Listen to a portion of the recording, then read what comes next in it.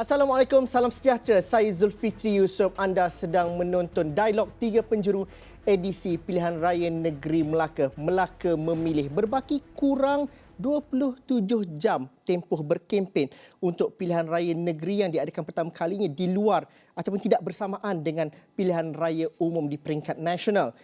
PRN Melaka hari Sabtu akan memilih rakyatnya. Bagaimanakah dapat diwujudkan kerajaan yang stabil sekaligus memulihkan segala harapan, memulihkan ekonomi, memulihkan kehidupan rakyat Melaka secara keseluruhan. Tanggungjawab dan amanah itu yang akan diberikan kepada parti-parti yang bertanding. Siapakah yang terpilih, siapakah yang bakal menangi, itu kita akan ketahui pada hari Sabtu nanti, insya-Allah. Tapi malam ini saya bersama dengan 3 orang calon yang menawarkan diri untuk menjadi wakil rakyat di 3 Dewan Undangan Negeri yang berbeza. Malam ini saya ditemani oleh Datuk Seri Samsul Iskandar Muhammad Akin, merupakan calon Pakatan Harapan N13 di Dun Paya Rumput. Ada pertentangan 5 penjuru di situ. Turut bersama dengan kita pada malam ini ialah saudara Ahmad Muaz Idris, calon bebas N18 di Dun Air Molek. Dun Air Molek menyaksikan pertandingan 4 penjuru. Dan di hujung sekali saya bersama juga dengan calon Perikatan Nasional N14 Dun Klebang, Bakri Jamaluddin. Tapi ini adalah Dialog 3 Penjuru.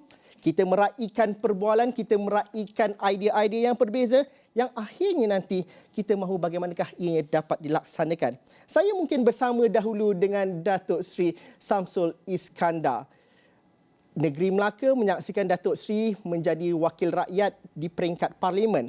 Tetapi di Dewan Undangan Negeri, bagaimana Datuk Seri merasakan bahawa percaturan kali ini, Datuk Seri merasakan Datuk Seri adalah calon yang paling layak di Dun Paya Rumput. Dengan mengambil kira keputusan ataupun pilihan raya ini diadakan di luar jangkaan rakyat negeri Melaka ketika baru mahu pulih akibat COVID-19 dan kita masih lagi bertatih dengan pemulihan ekonomi. Kenapa Datuk Seri adalah calon yang paling layak untuk di Dun Paya Rumput? Ya, bismillahirrahmanirrahim. Assalamualaikum warahmatullahi wabarakatuh. Salam sejahtera kepada semua rakan-rakan dari panel dan terutamanya kepada Zul. Salam harapan. Saya bagi menjawab soalan itu, saya ingin terus pergi kepada latar belakang sebelum daripada pilihan raya negeri ini.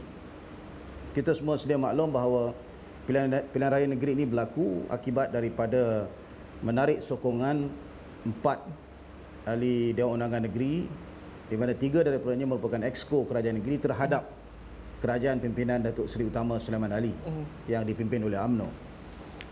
Dan tentulah ianya berkait dengan pelbagai alasan ataupun sebab yang telah diberikan, yang saya percaya telah pun ramai yang tahu, dari segi tata kelola, pengurusan yang lemah, no bin policy, maknanya kalau tidak ada bin itu tidak boleh, tidak layak untuk dibantu dan sebagainya. Jadi isu-isu ini tentunya menjurus kepada hal-hal yang berkait dengan kerangka pengurusan negeri yang jauh lebih besar. Dan sebab itulah apabila kita dihidangkan, ya, seperti mana yang rakan-rakan semua tahu, pendengar-pendengar semua tahu, Pakatan Harapan konsisten tidak mahu kepada pilihan raya. Tetapi bila berlaku seperti ini, kita dihidangkan dengan pilihan raya negeri, tentulah perkara yang paling asas itu adalah untuk menyediakan pasukan kerja yang boleh meyakinkan pengundi dan juga rakyat bahawa Pakatan Harapan ini adalah merupakan pasukan yang kuat, pasukan yang betul-betul serius untuk menangani pelbagai isu dan permasalahan yang akan sama-sama kita hadapi, apatah lagi dalam keadaan kita mengurus keadaan negeri pasca pandemik ini. Seperti mana yang Zul sebut, kita masih lagi bergulat dengan permasalahan kesihatan, ekonomi. Melaka merupakan negeri pelancongan. Jadi kita tidak boleh ambil mudah dalam persoalan untuk membentuk kerajaan negeri. Pembentukan kerajaan negeri ini mesti dibarisi dengan pasukan yang boleh meyakinkan rakyat. Saya sebagai pimpinan Ketua Penerangan Parti di peringkat pusat dan juga ahli parlimen, sudah pastilah saya memikirkan, oleh kerana pilihan raya negeri ini dibuat buat pertama kali dalam sejarah lah, saya ingat di Semenanjung Malaysia ini, yang berbeza dengan pilihan raya umum. Makanya peluang ini harus kita manfaatkan agar kita boleh hidangkan kepada rakyat Melaka, we are ready to serve. kita sebagai satu pasukan bersedia untuk memberikan khidmat yang terbaik kepada rakyat, kerana kita telah pun dipilih menjadi kerajaan selama 22 bulan, tetapi kita semua sedia maklum apa yang telah berlaku. Justru peluang ini perlu kita zahirkan kepada rakyat. Kita bersedia untuk memerintah semula, kita bersedia untuk meneruskan dengan agenda yang tertangguh. Malah kita telah nyatakan dengan jelas apakah 3 trust yang akan kita lakukan, ya. Yang pertama soal Melaka sejahtera, Melaka yang stabil dan juga Melaka yang makmur. Jadi saya percaya ini merupakan hal-hal yang penting untuk rakyat, terutamanya warga Melaka dan khususnya Pai Rumput, memikirkan tentang kerajaan yang bagaimana yang mereka ingin berikan mandat pada 20 November ini. Datuk Seri, adakah menjadi ahli Parlimen Hang Tuah Jaya selama 2 penggal adalah satu kelebihan bagi Datuk Seri untuk menang di peringkat DUN? Kerana kalau mengikut rekod kepada 2018, ianya adalah satu percaturan yang berbeza. Mengikut pengalaman 2018 juga mungkin terkandas di peringkat DUN bagi Datuk Seri, tapi di Parlimen berjaya. Justru kali ini dinamika pengundi juga berbeza dengan 2018. Mengambil kira faktor-faktor itu, kenapa Datuk Seri merasakan bahawa di Paya Rumput itu ada kelebihan kepada Datuk Seri? Adakah itu benar? Ya, soal setiap kali pilihan raya, Zul, dia ada dinamika yang tersendiri seperti mana yang saudara sebutkan tadi, ya. Dan adakah itu memberikan kelebihan? Mungkin sedikit kelebihan, disebabkan saya percaya rata-rata warga Melaka mengenali saya terutamanya di Pai Rumput ini. Tetapi apakah itu memberikan kelebihan yang signifikan? Saya ingat itu saya harus akui bahawa tidak mudah, apatah lagi dalam pertarungan 5 penjuru dalam kawasan Pai Rumput ini. Dan apa yang penting sebenarnya ialah apa yang ingin kita lakukan di Pai Rumput ini. Seperti mana yang saya sebutkan tadi, kita ingin hidangkan pasukan yang kuat, tetapi yang lebih penting ialah di Pai Rumput ini berlakunya, kalau Zul masih ingat, pengkhianatan, ya. Kerana ahli wakil Adun dulu, wakil rakyat dulu, beliau meninggalkan gabungan Harapan dan kemudian bersama-sama dengan UMNO, dan kemudian sekarang ni beliau pula bertanding di tempat yang lain. Jadi ini merupakan perkara yang saya percaya akan sedikit sebanyak mempengaruhi apa dia panggil sentimen pengundi dalam kawasan Pai Rumput ni. Datuk Seri, adakah itu sebab bahawa kalau pilih kali ini, Datuk Seri, adakah itu sebab utamanya Datuk Seri diletakkan oleh PH di Paya Rumput untuk menentang incumbent sepatutnya? itu adalah salah satu sebab lah yang saya fikirkan mereka merasakan, mana pimpinan merasakan bahawa saudara Rafiq akan bertanding di Pai Rumput ini, dan sudah pastilah beliau sebagai naib presiden bersatu mempunyai kekuatan di peringkat nasional, dan saya ada sedikit kelebihan sebagai ketua penerangan parti di peringkat nasional. Jadi biarlah kita beradu itu dengan kekuatan yang sama. Tetapi yang lebih penting itu adalah keyakinan yang ingin kita berikan kepada warga Pai Rumput.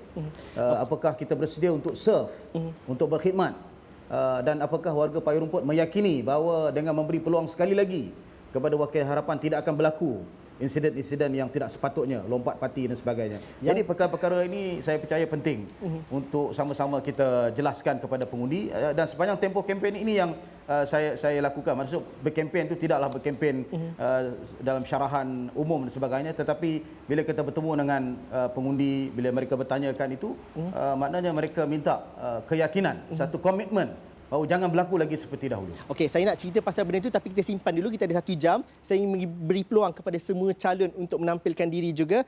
Ustaz Bakri Jamaluddin bertanding di N14 Dun Klebang, calon Perikatan Nasional. Kalau dilihat daripada segi komposisi kaum, majoritinya diwakili oleh pengundi-pengundi berbangsa Melayu, 66.5%, Cina 30.42% dan juga India 2.2% di situ.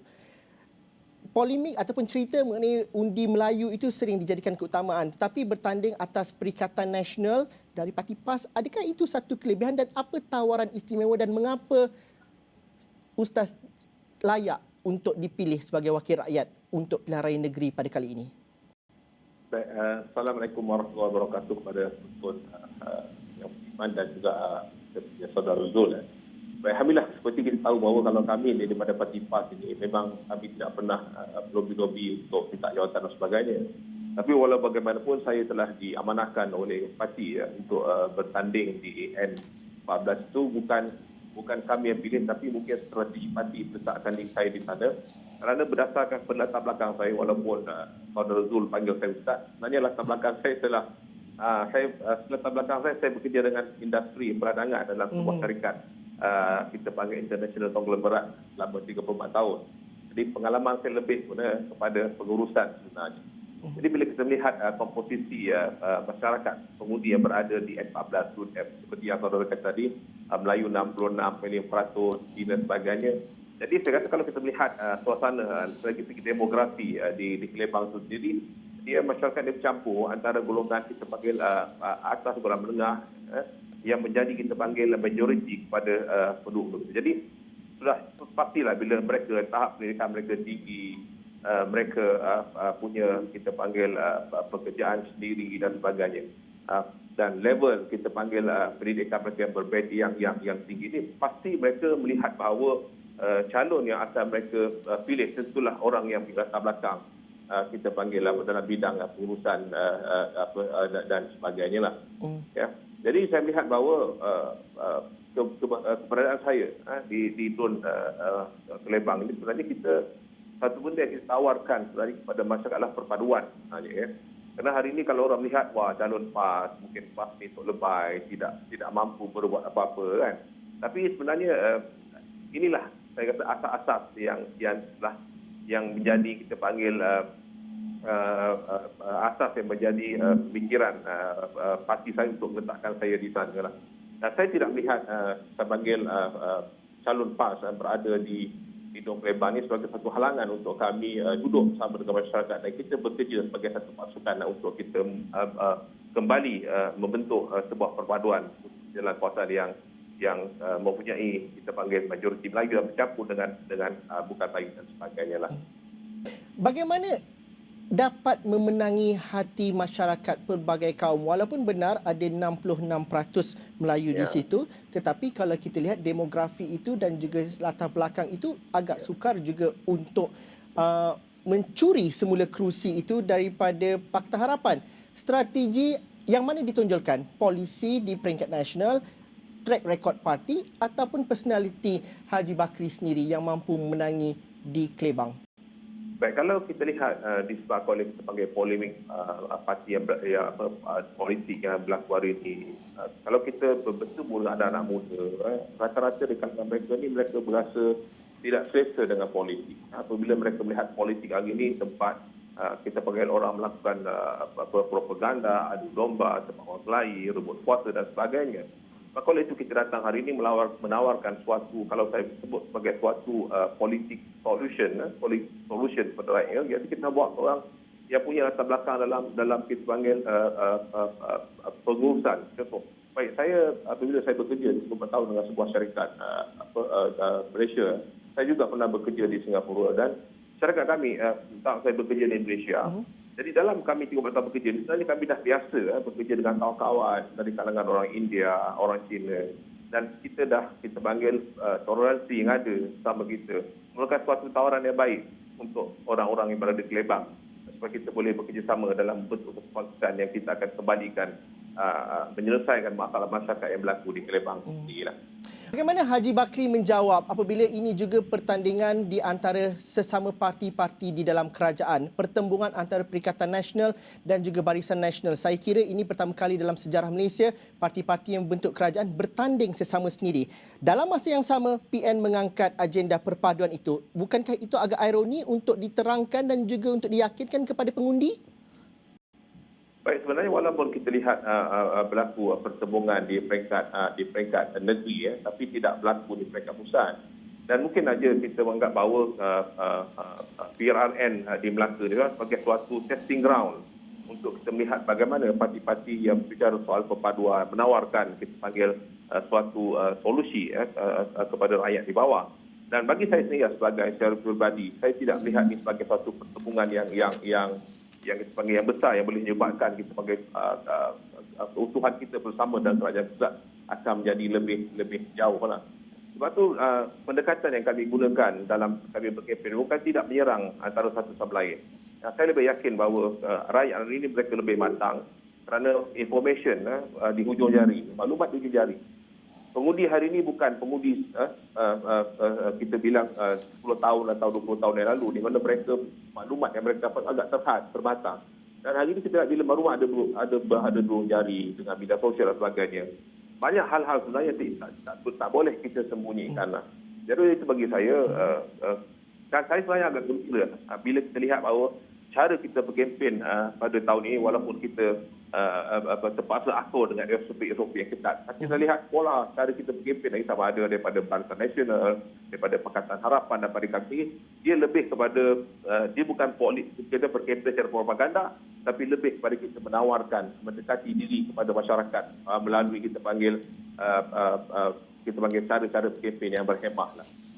Okey, saudara Ahmad Muaz Idris, calon bebas di N18 Dun Air Molek, 4 penjuru di situ menjadi calon bebas. Saudara Muaz katakan sebelum ini adalah satu kelebihan, tetapi persoalannya bagaimana rakyat kenal satu, ada tak bajet untuk mengharungi hari-hari berkempen ini, dan akhirnya nanti bagaimana, adakah saudara Muaz mampu menjadi kuasa pendesak dalam menentukan kestabilan? Di mana kita letakkan calon-calon bebas yang bergerak sendiri ni, saudara Muaz?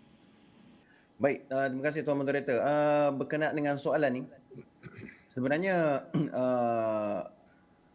kedatangan kami selaku calon bebas sangat jelas dengan aspirasi yang kami bawa, ekoran daripada ketidakstabilan politik di Melaka. Kalau kita lihat sebenarnya perkara ini berlaku ekoran daripada sifat ataupun perangai orang-orang yang berpolitik. Minta maaf saya katakan saya bukan orang politik, namun kita sudah berada dalam medan ini kerana kita dah beri peluang kepada 22 bulan, 18 bulan, 60 tahun dan sebagainya.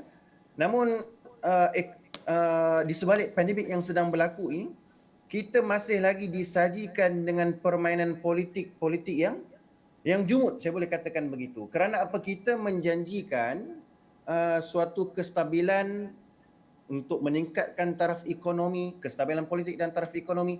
Namun pada hakikatnya rakyat masih lagi kena terima. Rakyat masih lagi perlu terima pilihan raya ini. Sedangkan kalau ikut dari segi tempoh kematangan, sepatutnya kita menunggu PRU. Tapi Melaka ini jadi satu medan untuk kita bertanding ekoran daripada 4 orang sahabat kita yang lompat parti. Jadi Tuan Moderator, bila saya lihat bagaimana kebangkitan sahabat-sahabat bebas kita, bila kita bersatu hati ada di bawah gagasan bebas kita memberitahu stand kita, pendirian kita kepada orang ramai, jelas kami tidak terikat dengan mana-mana parti politik. Dan kami nampak ekoran daripada teknologi yang diguna pakai untuk kita membuat hebahan. Jadi ini suatu kelebihan buat kami, walaupun kita tengok kalau dalam Dun Air Molek ini sendiri sekitar 17,000 dan saya tengok populasi sekitar 88% adalah orang Melayu.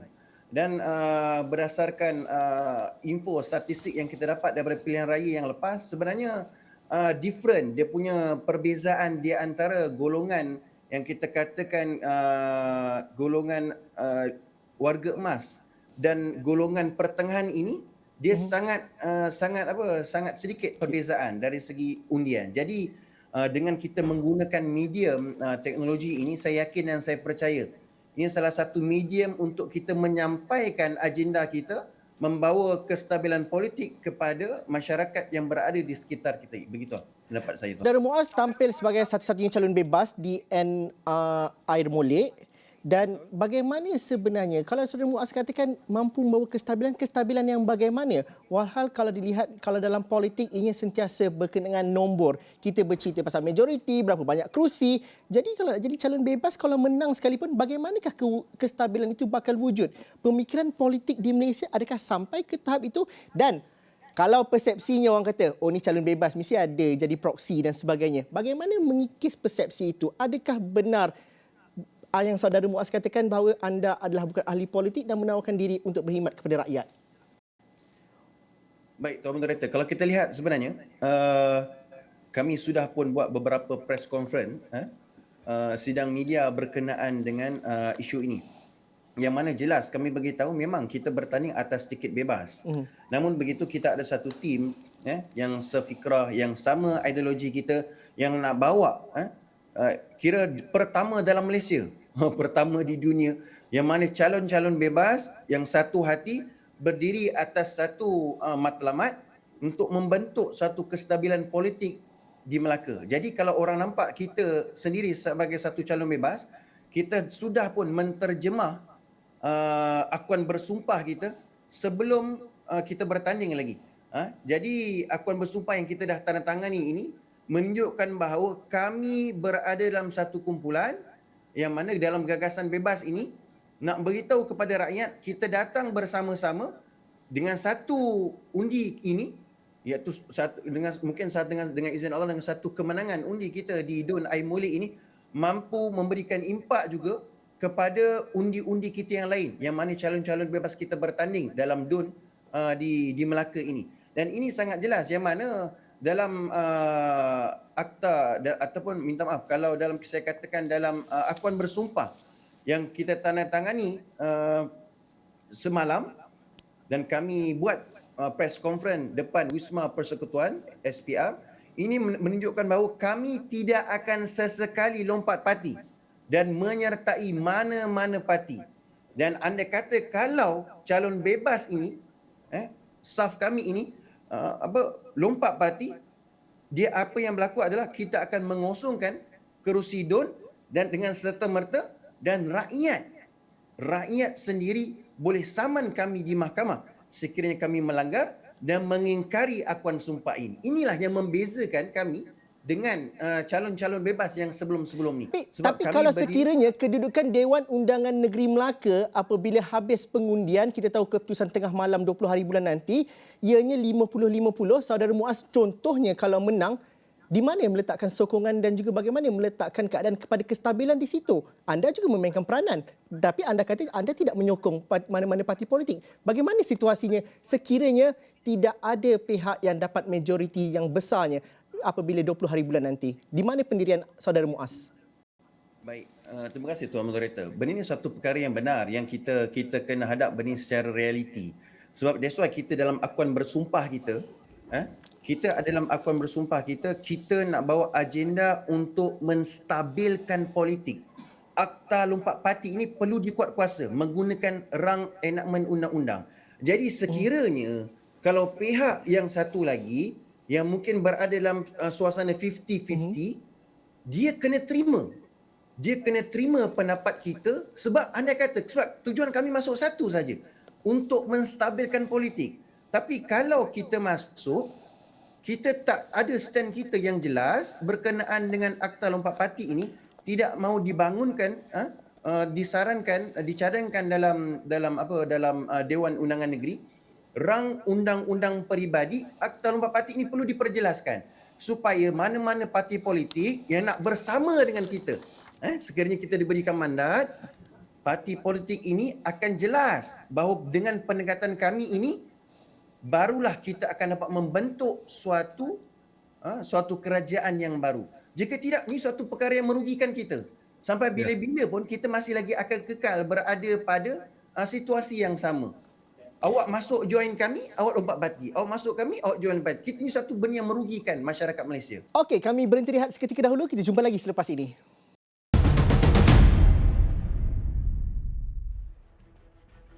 Dialog Tiga Penjuru malam ini bersama dengan Wakil PN, PH dan juga Bebas. Datuk Seri Samsul Iskandar, cuba fahami kami bagaimanakah situasinya apabila kita melihat parti-parti yang bertanding pada hari ini menawarkan dan juga yakin mampu membentuk kerajaan negeri, dapat majoriti mudah di situ. Tapi sekiranya tidak, itu akan kembali kepada ketidakstabilan dan sebagainya. Dan ironinya juga di peringkat nasional, Pakatan Harapan dan juga kerajaan menandatangani MOU yang antara lain termaktubnya perkara-perkara yang berkaitan dengan lompat parti ini. Itu 13 September. Awal bulan Oktober jadi pula di peringkat negeri Melaka. Justru memandang ke hadapan dengan mengambil kira selepas PRN ini, walau apa sekali keputusannya, bagaimana dapat diuruskan lompat parti ataupun pujuk-memujuk untuk membentuk kerajaan yang utuh. Pada pandangan Datuk Seri, bagaimana dapat diberikan gambarannya? Ya, terima kasih Zul dan rakan-rakan yang telah berikan pandangan dan pendapat. Saya fikir begini, di dalam menjawab persoalan-persoalan yang dibangkitkan itu berkait tentang kestabilan dan sebagainya, saya ingin jelaskan bahawa Pakatan Harapan telah pun memasukkan salah satu teras dalam pelan tindakan maju bersama harapan ini, iaitu Melaka yang stabil. Bila kita sebut tentang Melaka yang stabil, bermakna kita ingin memastikan bahawa undang-undang seperti yang disebut oleh rakan-rakan tadi yang berkait tentang kegiatan lompat parti itu dapat dihalang. Ya. Di peringkat pusat, yes, benar, kita ada MOU. MOU itu antaranya ialah tahun depan insya-Allah pihak kerajaan akan memasukkan pindaan ataupun undang-undang yang berkait tentang lompat parti. Itu akan berlaku tahun depan. Tetapi untuk PRN, Pilihan Raya Melaka ini, apabila selesai 20 November ini kemudian, dan kalau Pakatan Harapan diberikan mandat, saya percaya antara perkara pertama yang akan dibawa di dalam Dewan Undangan Negeri adalah enactment anti lompat parti ini. Enactment ini kalau diluluskan, dibahas, dibentang, dibahas dan kemudian kalau diluluskan, ianya tidak boleh dilaksanakan kalau tidak ada pindaan di peringkat persekutuan, kerana ia membaikkan pindaan perlembagaan dan sebagainya. Jadi perkara ini menunjukkan bahawa kita membuat persediaan awal biar ada kesinambungan, ya. Bila di peringkat negeri telah selesai, jadi kita tunggu tahun depan bila ada pindaan yang berkait dengan perkara ini di Parlimen, maka bila itu berlaku di peringkat persekutuan, maka insya-Allah hal-hal yang berkait dengan lompat parti dan sebagainya dapat kita tangani dengan menggunakan jalur hukum ataupun jalur undang-undang. Tapi itu Datuk pertama. Sri, Yang kedua, tapi Datuk Sri, itu kalau dah menang, kalau belum lagi menang, nak membentuk kerajaan negeri itu memerlukan kesepakatan juga.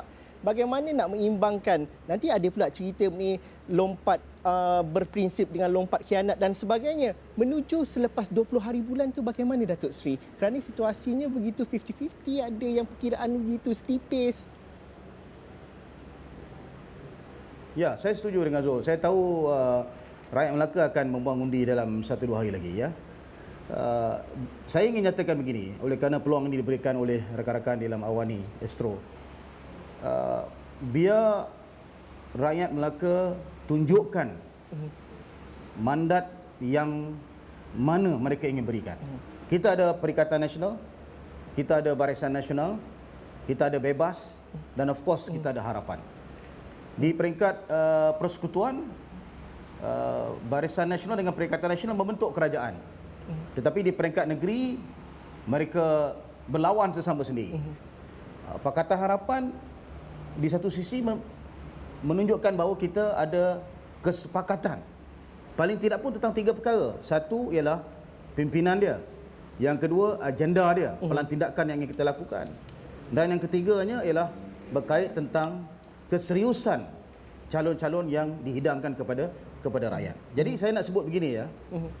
Saya nak minta dan saya nak rayu lah, I'm appealing kepada warga Melaka, terutamanya di Pai Rumput dan Dun-Dun yang lain. Ini peluang untuk rakyat Melaka memilih siapakah kerajaan yang mereka mahukan untuk 5 tahun. Jangan membazirkan undi itu dengan menggunakan pendekatan try and error, ya. Itu kita minta, kerana apabila mandat yang baru diberikan, mandat yang jelas diberikan, barulah agenda-agenda yang telah kita bentangkan itu dapat kita laksanakan. Sebab itulah dalam hal ini saya tahu bahawa pilihan raya ini merupakan pilihan raya yang menyukarkan rakyat kerana mereka terpaksa keluar mengundi dalam keadaan Covid dan sebagainya. Tetapi pilihan raya ini untuk 5 tahun. Kalau berlaku pun pilihan raya umum di peringkat parlimen nanti, Dewan Undangan Negeri Melaka tidak akan dibubarkan. Jadi untuk 5 tahun ini kita nak minta kepada rakyat Melaka kerajaan yang bagaimana yang mereka mahukan. Adakah mereka mahu kerajaan BN ke, kerajaan PN ke, kerajaan bebas ke, ataupun kerajaan tu yang lebih stabil, yang lebih compact, iaitu bersama-sama dengan Harapan. Dan kalau itu berlaku, Zul, insya-Allah pada 20 November ini, maka lebih mudah untuk kita laksanakan agenda yang tertangguh selama 20 bulan yang lalu, dan juga program yang telah pun kita hidang dan bentangkan untuk rakyat nilai dan membuat keputusan. Haji Bakri tadi menyebut mengenai pilihan raya negeri Melaka inilah testing ground untuk permufakatan politik. Tapi rakyat sudah cukup diuji dengan COVID-19, masalah kesihatan, masalah ekonomi. Justru bagaimana kita dapat memahami kesepakatan di peringkat Perikatan Nasional sekiranya keputusan telah dimuktamadkan oleh rakyat pada 20 November nanti dan perlukan ada kemufakatan, akan berlakukah semula kerjasama Perikatan Nasional dan Barisan Nasional di peringkat negeri dan adakah itu testing ground yang dimaksudkan dan dapat mengembalikan kepercayaan kepada rakyat, Haji Bakri? Terima kasih Tuan Zul dan sahabat-sahabat ahli panel, Datuk Seri Iskandar dan juga saudara pada calon daripada bebas peluang. Baik, sebenarnya kalau kita melihat Pakatan Perikatan Nasional, kita sebenarnya berunding dengan Perikatan Nasional hingga tahap akhir. Kita kalau boleh kita mahu mereka bersama-sama. Tapi walaupun begitu, kita masih menghormati keputusan debat Barisan Nasional untuk mereka bertanding secara solo. Kita menghormati. Baik, tapi kalau kita lihat di peringkat nasional, kerjasama antara Barisan Nasional dan Perikatan Nasional itu masih utuh. Jadi bagi saya tidak timbul masalah kalau rakyat seperti kata Datuk Seri Abdul tadi, kalau rakyat Melaka membuat pilihan mereka mahu sebuah parti yang solid, yang punya pasukan yang kuat, mereka boleh kita kata memberikan undi pada Perikatan Nasional untuk memenangi bahagian kursi dan akhirnya membentuk sebuah kerajaan yang kukuh dan stabil. Tapi kita tidak tahu apa dengan kita panggil senario politik yang tidak menentu di Melaka hari ini dengan berlakunya pandemik COVID dan berbagai-bagai masalah ekonomi yang berlaku di kalangan rakyat tempatan. Kita tidak tahu sebenarnya apa sebenarnya ada dalam hati pengundi dan parti mana yang akan mereka pilih. Jadi sekiranya saya kata tidak ada parti yang mempunyai majoriti untuk membuat satu kerajaan, bagi saya antara isu kata lompat parti dan political coalition ni satu benda yang berbeza lah. Kalau kita lihat di peringkat pusat, berlaku political coalition antara Barisan Nasional dan juga PN. Dia bukan lompat parti. Jadi harapan kita bahawa kalau boleh lah, mana rakyat Melaka ni menggunakan kita panggil kebijaksanaan mereka untuk memilih. Kerana hari ini saya lebih yakin rakyat hari ini lebih berinformasi daripada sebelum ini. Kan maklumat di hujung jari. Dan kita pun dalam kempen-kempen kita lihat juga kempen dilakukan oleh Barisan Nasional, oleh kami sendiri, oleh Pakatan Harapan. Kita tidak menggunakan media sosial ini untuk kita menghentam satu sama lain.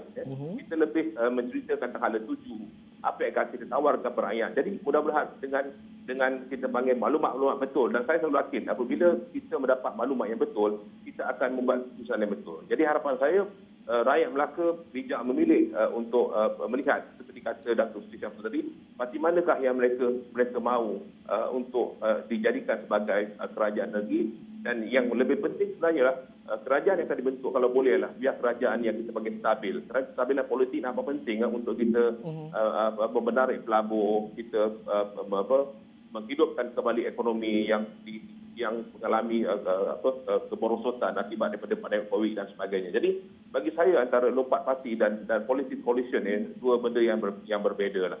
Haji Bakri, bagaimana bentuk kerajaan negeri Melaka versi Perikatan Nasional selepas 20 November nanti? Apa bentuknya? Solid semuanya PN ke ataupun masih lagi boleh ada rakan kongsi ke ataupun bagaimana? Kerana daripada segi politik, kita tidak dapat menidakkan percaturan dari segi nombor itu. 28 kerusi di Melaka. Itu agak jelas keseimbangan dalam segi nombor. Justru bagaimana bentuknya Perikatan Nasional ingin membentuk kerajaan yang stabil dan solid itu? Baik, seperti saya setuju dengan apa yang disebut oleh Datuk Seri Iskandar. Kita panggil bahawa keputusan adalah kebenaran Melaka. Kalau mereka mahu sebuah kerajaan stabil, mereka harus pilih. Kan? Perikatan Nasional atau yang lain. Supaya sekiranya Perikatan Nasional diberikan mandat untuk menang majoriti kerusi daripada 28 kursi itu, kalau majoritinya dapat perlukan saya, berarti kita akan bentuk sebuah kerajaan yang stabil sebenarnya. Tapi kalau masih lagi sana 7, sini 8, jadi walaupun kita boleh membentuk sebuah kerajaan, tapi kerajaan itu sebenarnya tidak kuat dan tidak stabil, susah untuk kita moving forward, kita bagi melaksanakan pelan-pelan pemulihan dan sebagainya. Jadi seperti mana saya kata tadi, pengundi hari ini sudah mempunyai maklumat di jari.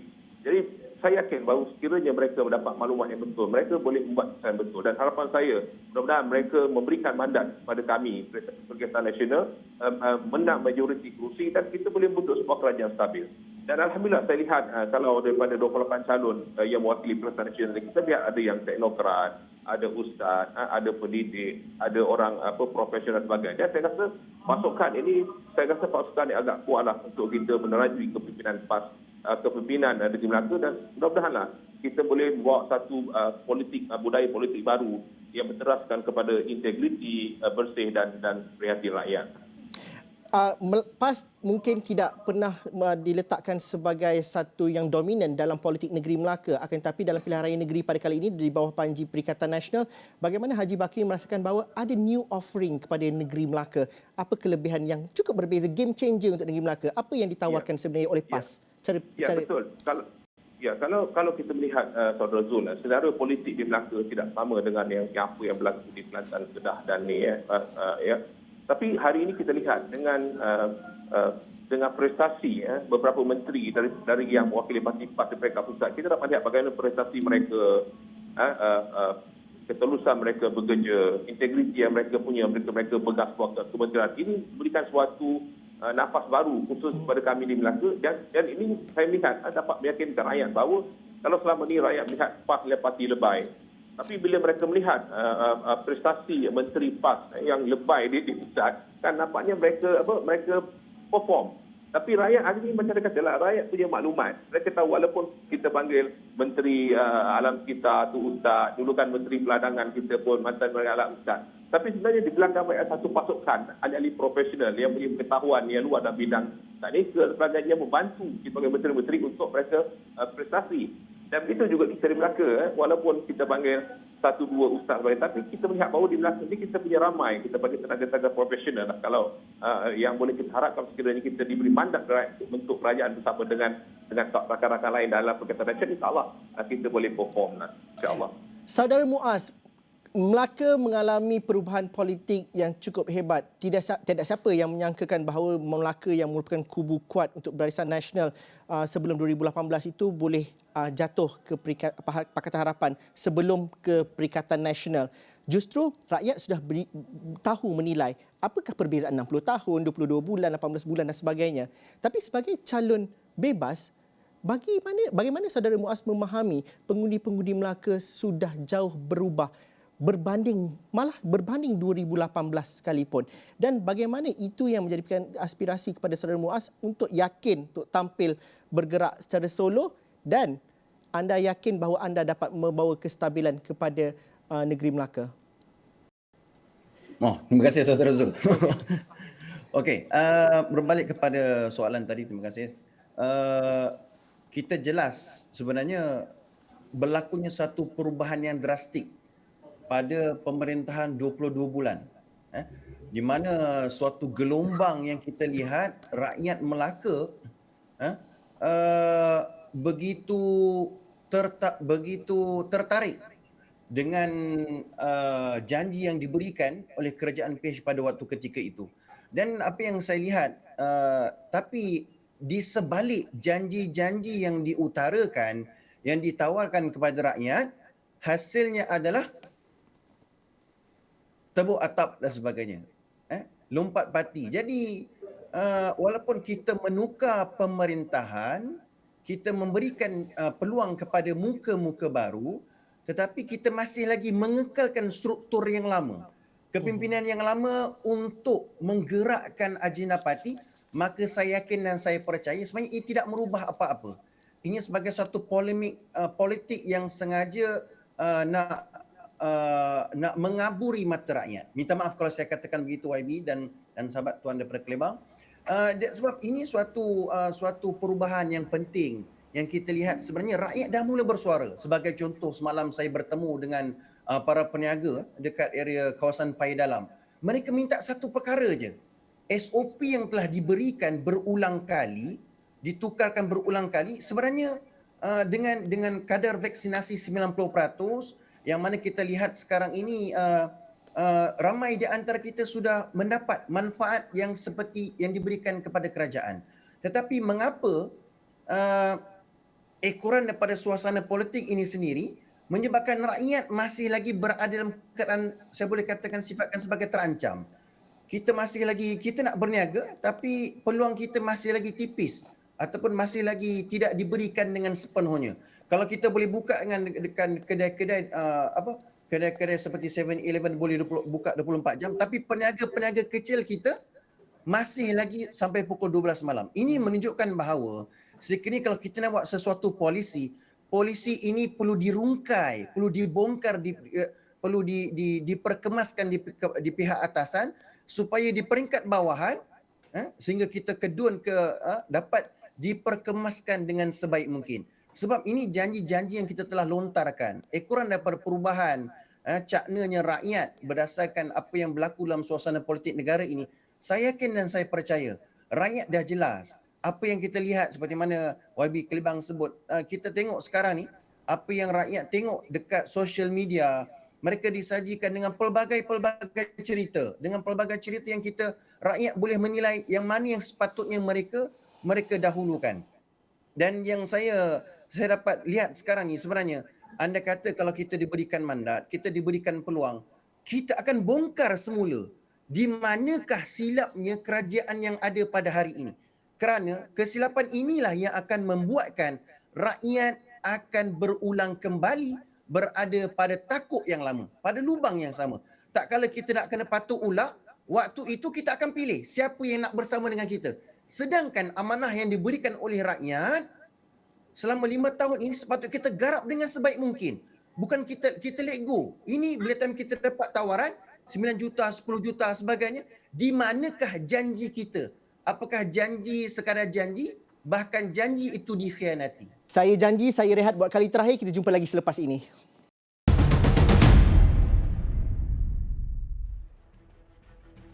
Okey, kita di blok terakhir, dialog 3 penjuru bersama dengan calon-calon wakil rakyat pada PRN kali ini. Justru itu soalan saya ialah, mungkin dalam tempoh berbaki kurang 30 jam kempen akan berakhir pilihan raya negeri Melaka ini, bagaimana dapat memastikan jumlah mereka yang keluar mengundi itu mengujakan? Adakah benar penduduk Melaka dapat menunaikan tanggungjawab mereka? Bagaimana anda sebagai calon-calon pilihan raya negeri Melaka ini dapat meyakinkan mereka bahawa inilah masanya untuk mereka melakukan sesuatu? Kerana dalam situasi yang lain, mereka takutkan juga ancaman COVID-19. Mereka lemah ataupun muak dengan permainan politik. Datuk Seri, bagaimana Datuk Seri dapat meyakinkan bahawa mereka perlu keluar mengundi pada hari Sabtu nanti dengan banyak juga himpitan hidup mereka untuk keluar mengundi nanti? Adakah Datuk Seri merasakan bahawa jumlah mereka yang keluar mengundi sama tingginya seperti 2018? Ya, itu yang saya harapkan. Bahawa jumlah mereka yang keluar mengundi itu mencecah jumlah peratusan yang sama dalam pilihan raya 2018. Walaupun unjuran yang diberikan oleh SPR itu adalah kurang lebih 70%. Saya dah ulang tadi di peringkat awal bahawa kita berdepan dengan satu realiti yang menakutkan rakyat, iaitu pandemik COVID-19 ini. Kita akui benda ini. Tetapi saya ingin berbicara dengan warga Melaka bahawa kita memerlukan satu kerajaan yang efektif, yang efisien untuk memastikan perkara-perkara yang berkait tentang pandemik ini dapat diuruskan dengan baik. Saya ambil contoh, walaupun kita akui di Melaka ini telah pun mencapai 95% vaksinasi dewasa. Tapi kalau kita tengok ketika peak kes COVID ini di Melaka,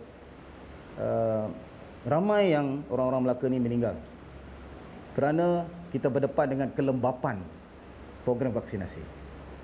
Ini berkait tentang kepimpinan, ya. Maknanya kepimpinan negeri itu mungkin pada ketika itu kurang dari segi apa dipanggil push ataupun memberikan tekanan kepada kerajaan persekutuan ataupun Kementerian Kesihatan untuk memastikan program vaksinasi ini dapat berjalan dengan lebih lancar dan lebih laju. In fact, dari segi logistik, Zul, kita Melaka ni lebih dekat dengan Kuala Lumpur dan sebagainya. Tidak sepatutnya perkara ini berlaku.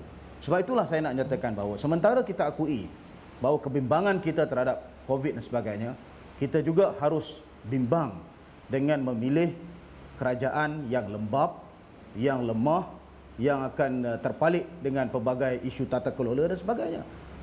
Saya nak singgung sikit apa yang dinyatakan oleh rakan-rakan ahli panel tadi. Kita ambil contoh misalnya BN dan PN, ya. Barisan Nasional ada calon ketua menterinya. PN calon ketua menterinya akan diumumkan oleh pengerusinya, kan. Jadi kita tak tahu nanti kalau pilih salah satu ni siapa yang akan jadi ketua di peringkat Negeri Melaka ini. Saya pun tak tahulah kalau ada gabungan bebas pun ada umum. Ini calon ketua menteri gabungan bebas. Saya tak tahu. Tetapi kita clear, jelas. Kali ini kita masuk dalam gelanggang pilihan raya ni, Zul, untuk lead the state, untuk pimpin negeri. Clear tentang agenda dia, apa yang kita nak lakukan. Apa yang ingin kita berikan dukungan kepada rakyat tentang skim harapan, skim peluang pekerjaan rakyat dan sebagainya. Rakan-rakan yang lain boleh pandang remeh lah, boleh pandang mengatakan bahawa ini merupakan janji-janji kosong. Tidak. Secara faktanya saya nak ingatkan, selepas kerajaan Melaka di Pakatan Harapan ambil alih 2018, kita telah melaksanakan lebih 65% janji-janji yang telah pun kita berikan. Kalau kita diberikan peluang, Zul, untuk full term 5 tahun dulu, saya yakin insya-Allah kita boleh laksanakan hampir 100% janji yang telah kita berikan untuk rakyat dan juga warga Melaka. Jadi saya rayulah buat kali akhir ini, saya minta tolong supaya rakyat bersama-sama jaga SOP. Kita tengok SPR telah pun susun dengan baik, telah pun memberi cadangan waktu bila nak keluar mengundi. Ada orang tanya saya, kalau terlepas waktu tu kita tak perlu keluar mengundi ke? Saya kata jangan, kena keluar juga mengundi, tapi jangan lebih 5.5, kan? Kerana kita nak pilih ni kerajaan yang akan pimpin kita for the next 5 years. Dan ini perkara yang pada saya amat mustahak untuk kita sama-sama pertimbangkan. Haji Bakri, bagaimana kita melihat realiti juga anak Melaka hidup di perantauan juga? Walaupun Melaka itu aksesnya senang dengan lebuh raya untuk balik ke kampung, tapi ada juga yang ada terhambat dengan soal ekonomi, belum gaji lagi dan sebagainya. Ramai juga yang bekerja di Singapura, itu bukanlah satu perkara yang asing buat anak Melaka, seperti juga Haji Bakri. Jadi bagaimana kita nak melihat bahawa ini kesempatan yang perlu dilakukan? Pengundi itu perlu keluar kerana tidak SOP dengan tidak ada kempen secara besar-besaran mengurangkan keterujaan pengundi. Pada pandangan Haji Bakri, mungkin rayuan kepada pengundi untuk keluar mengundi. Baik, terima kasih Zul. Sebenarnya saya suka anda bertanya soalan ini lah. Kerana sebelum kita bagi bila saja Dewan dibubarkan, memang ada suara-suara yang mengatakan bahawa rakyat Melaka akan boikot kerana mereka bosan dengan politik yang berlaku. Tapi saya lihat bila kita mula berkempen, ramai di kalangan orang yang datang jumpa saya, bagaimana Tuan Haji, anak-anak saya berada di luar, apakah perlu mereka balik sebagai, saya kata perlu balik. Kerana kita harus tahu bahawa kita tidak boleh menganggap politik ni suatu benda yang remeh. Ya. Kita dapat maklumat baca daripada media sosial dan semuanya.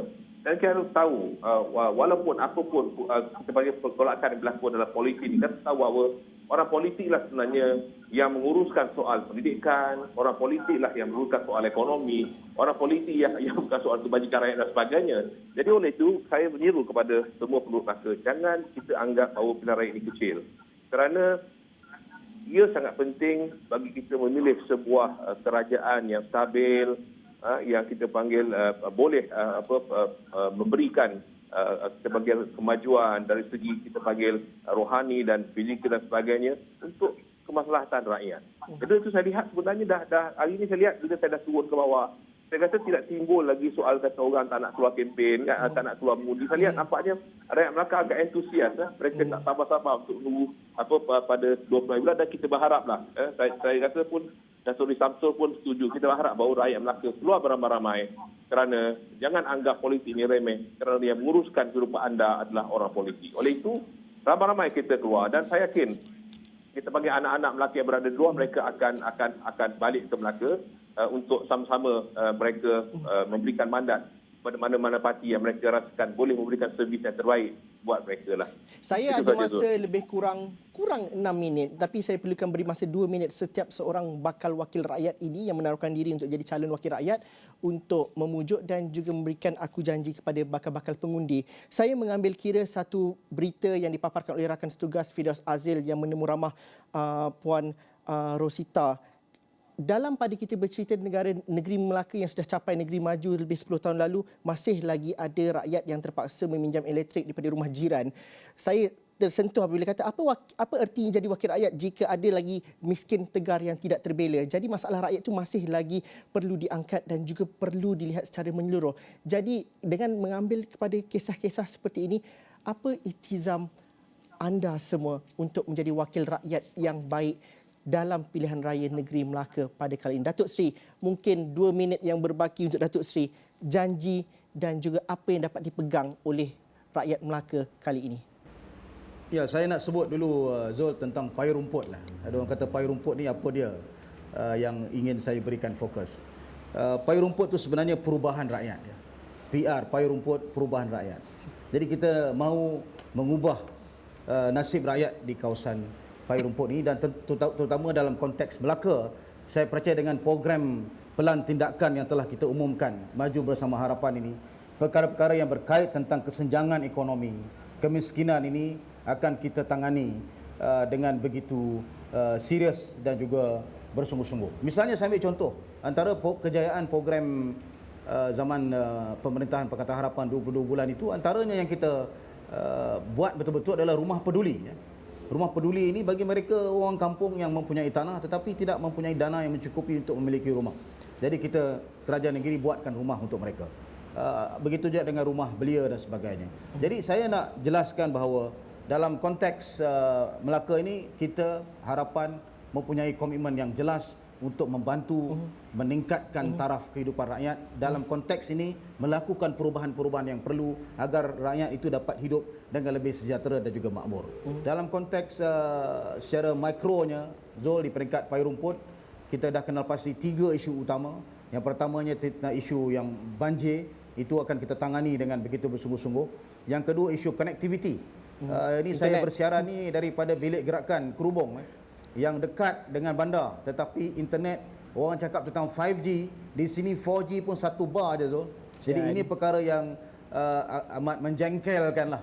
Dan insyaAllah ini antara low hanging fruits yang insyaAllah saya akan cuba usahakan. Dan ianya tidak menuntut sebarang belanja yang begitu besar, cuma ingin mengurus telco dan sebagainya. Dan yang ketiga ialah berkait tentang hal-hal infrastruktur yang menjadi aduan pada setiap hari yang saya terima sewaktu membuat panggilan pengundi-pengundi. Jadi saya harap jangan lupa keluar mengundi 20 November, dan untuk payung rumput ni jangan lupa saya calon nombor 2 mewakili harapan. Terima kasih. Ustaz Bakri, Dr. Haji Bakri pula, peluang untuk anda, apa janji kepada rakyat dan juga pengundi Dun Kelebang?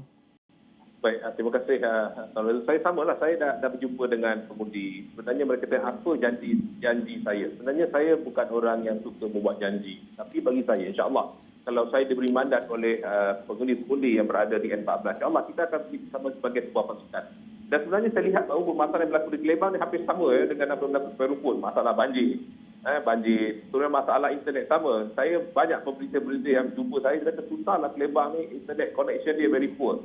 Dan ini sebenarnya dia tidak saja beri kesan pada pemberita, tapi dia beri satu kesan yang sangat besar pada apabila zaman pandemik COVID ni, anak-anak kan belajar PDPR dari rumah kan. Jadi bagi saya ini akan lihat. Sebab tu saya pernah tanya apakah dia dipanggil apa short term solution. Ya, kita akan buat kios.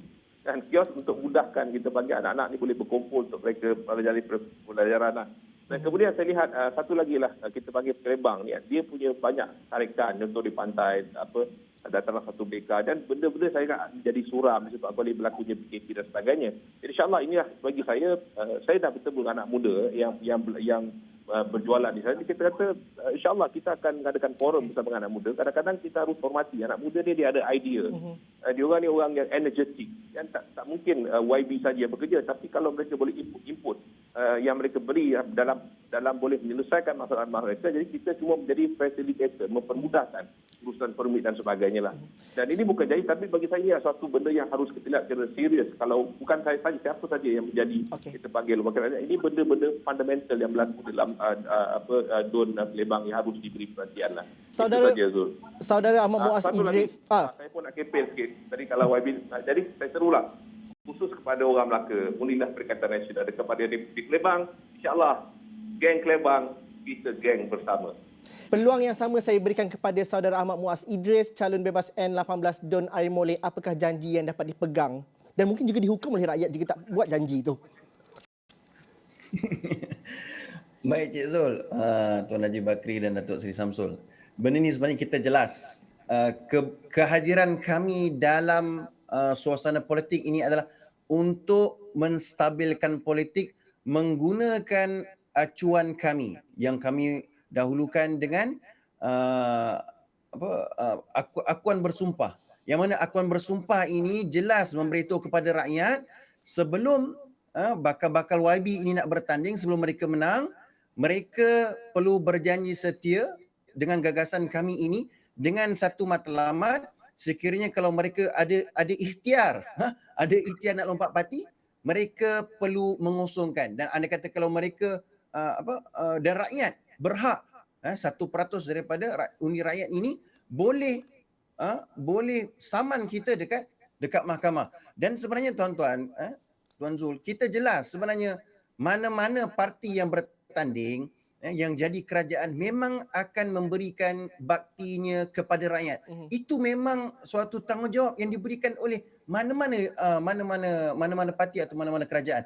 Namun yang menyebabkan kita jadi pada hari ini, terjadinya pilihan raya umum Melaka ini, ekoran daripada sifat-sifat ahli politik yang pentingkan diri, yang masih lagi tidak cakna dengan rakyat.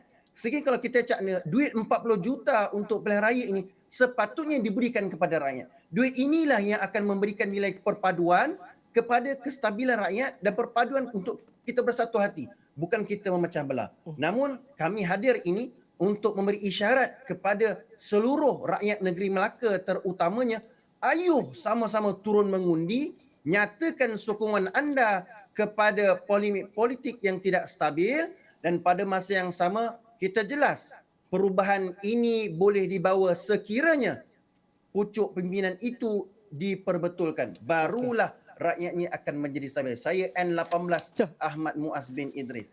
Jom pakat turun mengundi. Sama-sama kita memperkemaskan idea kita untuk menterjemahkan agenda perjuangan rakyat. Terima kasih Tuan Zul. Seperti mana ahli politik tidak mudah juga mendapat undi rakyat, saya kira rakyat juga sukar juga untuk membuat pilihan, tapi gunakan peluang ini adalah hak anda untuk mengundi di negeri Melaka hari Sabtu nanti. Sekian saja dialog 3 penjuru. Kami mulakan diskusi dan juga kami canaikan idea untuk anda nilai bersama. Sekian saja sekian saja dialog 3 penjuru versi pilihan raya negeri Melaka. Kita jumpa lagi di masa akan datang.